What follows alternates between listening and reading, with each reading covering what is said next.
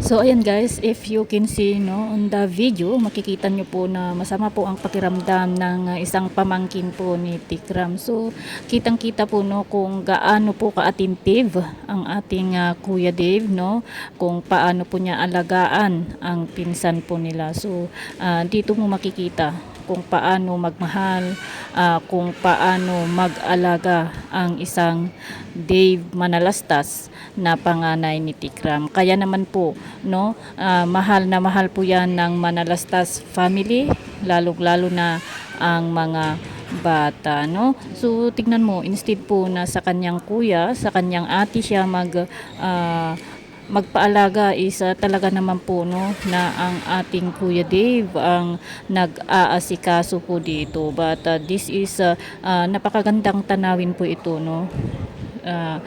They love each other. So ayan po guys no, I hope na marami na naman pong natuwa, marami na naman, may aral na naman po no na ibigay sa atin ang tanawin po na ito. Bye po and thank you.